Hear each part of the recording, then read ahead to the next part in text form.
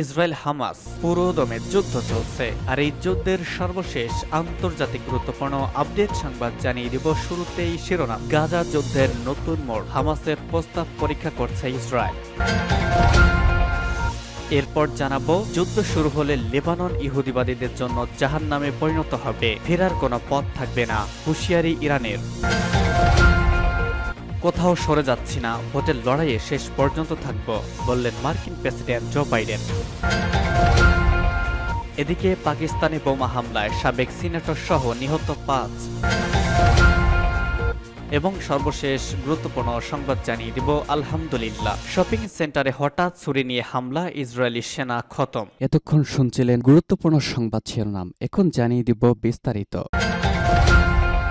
গাজা যুদ্ধের নতুন মোড়, হামাসের প্রস্তাব পরীক্ষা করছে ইসরায়েল। সর্বশেষ অস্ত্রবিরতি, পণবন্দি মুক্তির রূপরেখা নিয়ে গাজা ভিত্তিক ফিলিস্তিনি প্রতিরোধ আন্দোলন হামাসের প্রতিক্রিয়া পরীক্ষা করে দেখছে ইসরায়েল। বুধবার রাতে ইসরায়েল এই তথ্য জানিয়েছে। ইসরায়েলি প্রধানমন্ত্রী অফিসের মাধ্যমে গোয়েন্দা সংস্থা মোসাদ থেকে প্রসারিত এক বিবৃতিতে বলা হয়েছে, পণবন্দি মুক্তির রূপরেখা প্রশ্নে হামাসের যে মন্তব্য মধ্যস্থতাকারীরা পেয়েছে তা ইসরায়েলি আলোচকদের কাছে পৌঁছে দিয়েছে। সংক্ষিপ্ত বিবৃতিতে বলা হয়, ইসরায়েল মন্তব্যগুলো পরীক্ষা করে দিয়েছে এবং দেখছে মধ্যস্থতাকারীদের কাছে জবাব দিবে। হামাস পরে নিশ্চিত করে যে তারা তাদের সর্বশেষ দাবিগুলো দাখিল করেছে। তারা এক বিবৃতিতে জানায়, তারা যুদ্ধ বন্ধ করার সমঝোতা করতে অত্যন্ত আগ্রহী এবং আমরা মধ্যস্থতাকারীদের সাথে যোগাযোগ অব্যাহত রাখছি। হামাস জানায়, আমরা যুদ্ধ বন্ধ এবং গাজা উপত্যকা থেকে পূর্ণ প্রত্যাহারের লক্ষ্য নিয়ে কিছু ধারণা মধ্যস্থতাকারীদের দিয়েছি। তারা দাবি করছে তারা তাদের দাবির প্রতি নমনীয় হয়েছে, তবে ইসরায়েল প্রতারণা করা এবং পিছিয়ে যাওয়ার চেষ্টা করছে। পরে কাতার ভিত্তিক হামাসের পলিটব্যুরো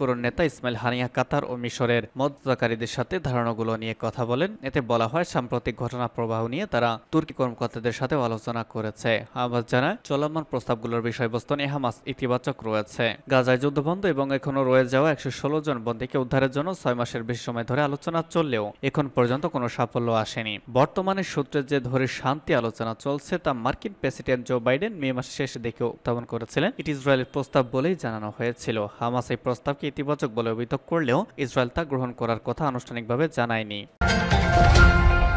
যুদ্ধ শুরু হলে লেবানন ইহুদিবাদীদের জন্য জাহান্নামে পরিণত হবে, হুঁশিয়ারি ইরানের, ফেরার কোনো পথ থাকবে না। ইসলামী প্রজাতন্ত্র ইরানের ভারপ্রাপ্ত পররাষ্ট্রমন্ত্রী আলী বাকির কানি বলেছেন, ইহুদিবাদী ইসরায়েল যদি লেবাননের বিরুদ্ধে যুদ্ধ শুরু করে তাহলে যুদ্ধক্ষেত্র দখলদারদের জন্য জাহান্নামে পরিণত হবে, যেখান থেকে তারা বের হতে পারবে না। ইরানের পররাষ্ট্রমন্ত্রী লেবাননের ইসলামী প্রতিরোধ আন্দোলন হিজবুল্লাহকে ইহুদিবাদী ইসরায়েলের বিরুদ্ধে শক্তিশালী খেলোয়াড় হিসেবে প্রশংসা করেন। গতকাল ইরানের মন্ত্রিসভার সাপ্তাহিক বৈঠকের অবকাশে সাংবাদিকদের কাছে সব কথা বলেছেন আলী বাকেরি কানি। ইসরায়েল সম্প্রতি লেবাননের বিরুদ্ধে সর্বাত্মক যুদ্ধ শুরুর হুমকি দিয়েছে নিয়ে দুপক্ষের মধ্যে মারাত্মক উত্তেজনা বিরাজ করছে। আলী বাকেরি কানি বলেন, লেবাননের প্রতিরোধ আন্দোলন খুবই শক্তিশালী ভূমিকা পালন করেছে, যা আন্তর্জাতিক এবং কূটনীতির ক্ষেত্রে প্রতিরোধটি করেছে। যুদ্ধ শুরু হলে লেবানন নিশ্চিতভাবে দখলদার ইসরায়েলের জন্য জাহান্নামে পরিণত হবে, যেখান থেকে তারা বের হতে পারবে না। গত 7 অক্টোবর ইহুদিবাদী ইসরায়েল গাজায় বর্বর আগ্রাসন শুরু করার পর থেকে হিজবুল্লাহ যোদ্ধারা ইসরায়েলের বিরুদ্ধে নিয়মিতভাবে হামলা চালিয়েছে। হিজবুল্লাহ বলছে, গাজা আগ্রাসন বন্ধ করলেই শুধুমাত্র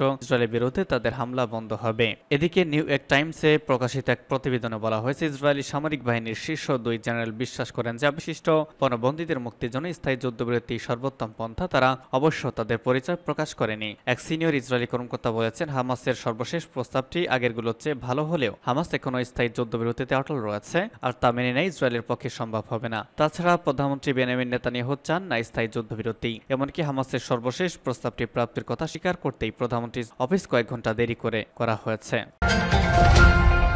কোথাও সরে যাচ্ছি না, ভোটের লড়াইয়ে শেষ পর্যন্ত থাকব, বললেন বাইডেন। যুক্তরাষ্ট্রের প্রেসিডেন্ট জো বাইডেন গত সপ্তাহে তার দুর্বল বিতর্কের জন্য ব্যাপক সমালোচনার মুখে পড়েছেন। নির্বাচনী দৌড় থেকে সরে যেতে তার উপর কার্যত চাপ বেড়েই চলেছে। তবে সব চাপ উপেক্ষা করে লড়াই শেষ পর্যন্ত থাকার প্রতিশ্রুতি দিয়েছেন বাইডেন। আজ এক প্রতিবেদনে তথ্য জানিয়েছে বার্তা সংস্থা রয়টার্স। প্রতিবেদনে বলা হয়েছে, মার্কিন প্রেসিডেন্ট জো বাইডেন গতকাল তার প্রচারণা কর্মীদের সাথে ফোন কলে কথা বলেছেন এবং ডেমোক্রেটিক আইন প্রণেতা ও গভর্নরদের সাথে বৈঠক করেছেন। এ সময় সালের আসন্ন প্রেসিডেন্ট নির্বাচনে লড়াইয়ে থাকার প্রতিশ্রুতি দিয়েছেন তিনি। চলতি বছরের নভেম্বরে যুক্তরাষ্ট্রে প্রেসিডেন্ট নির্বাচন অনুষ্ঠিত হবে। 4 বছর আগের মতো এবারের নির্বাচনে প্রেসিডেন্ট জো বাইডেনের প্রধান প্রতিদ্বন্দ্বী হিসেবে থাকছেন সাবেক মার্কিন প্রেসিডেন্ট ডোনাল্ড ট্রাম্প। আসন্ন এই নির্বাচনকে সামনে রেখে গত সপ্তাহে বিতর্কে অংশ নিয়েছিলেন এই দুই প্রার্থী। পররাষ্ট্রনীতি, অর্থনীতি, সীমান্ত ইস্যু, সামাজিক নিরাপত্তা, চাইল্ড কেয়ার, কংগ্রেস ভবনে হামলা ঘটনা এবং গর্ভপাত সহ বিভিন্ন ইস্যুতে তার কথা বলেন এবং সেই বিতর্কে বাইডেনের পারফরমেন্স ছিল অত্যন্ত দুর্বল। মূলত গত সপ্তাহে সেই বিতর্কের পর থেকে বাইডেনকে নিয়ে যুক্তরাষ্ট্রে ব্যাপক সমালোচনা শুরু হয়। অনেকেই বলেছেন 80 বছরের বেশি বয়সী বাইডেনের এবার আর নির্বাচনে প্রতিদ্বন্দ্বিতা করা উচিত নয়, কারণ তিনি ঠিকমতো কথা বলতে পারছেন না,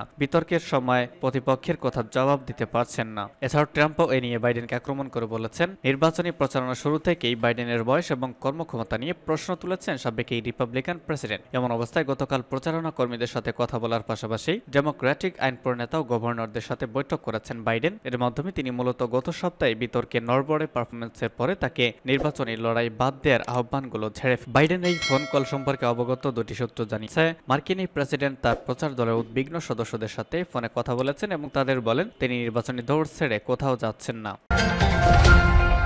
পাকিস্তানি বোমা হামলায় সাবেক সিনেটর সহ নিহত 5। আফগানিস্তানের সাথে সীমান্ত সংলগ্ন এলাকায় রাস্তার ধারে পোতা বোমা একটি গাড়ি ভেদ করে বিস্ফোরিত হলে একজন সাবেক সিনেটর ও তার 4 সহযোগী নিহত হন। পাকিস্তানি পুলিশ এই কথা জানিয়ে দিয়েছে। পুলিশের প্রাথমিক তদন্তে বলা হচ্ছে সন্দেহভাজন ইহুদিবাদী উগ্রবাদীরা সমস্যায় জর্জরিত বাজাউর জেলায় হাতে তৈরি একটি বিস্ফোরণ ঘটাতে দুর্নিয়ন্ত্রিত যন্ত্র ব্যবহার করেছে। তাদের লক্ষ্য ছিল পার্লামেন্টের উচ্চকক্ষের সদস্য হিদায়তুল্লাহ খান, যিনি ঘটনাস্থলে প্রাণ হারান। বেআইনি ঘোষিত তেহরিকে তালিবান পাকিস্তান টিটিপি এবং আইএস খোরাসান নামের ইসলামিক স্টেটের সাথে সম্পৃক্ত গোষ্ঠীর সাথে সংযুক্ত উগ্রবাদীরা এই হামলা চালিয়েছেন। তারা প্রায় বাজাউর এবং খাইবার পাখতুনখোয়া প্রদেশের জেলাগুলোতে নিরাপত্তাহীনতা এবং নিরাপত্তা বাহিনী, আদিবাসী বয়োজ্যেষ্ঠদের এই রাজনীতিকদের লক্ষ্য করে হামলা চালায়। টিটিপি এই হামলায় নিজেদের জড়িত থাকার কথা অস্বীকার করেছে। তারা জোর দিয়েই বলেছে তাদের সহিংস অভিযান হচ্ছে পাকিস্তানি নিরাপত্তা বাহিনী ও তাদের জন্য যারা কাজ করছে তাদের লক্ষ্য করেই। বাজাউর এই বোমা হামলা ঘটনাটি এমন এক সময় ঘটল যখন পাকিস্তান ও যুক্তরাষ্ট্রের সেনাবাহিনীর লোকজন ওই অস্থির প্রদেশের অন্য অংশে ইসলামাবাদ থেকে প্রায় 100 মাইল উত্তর পশ্চিমে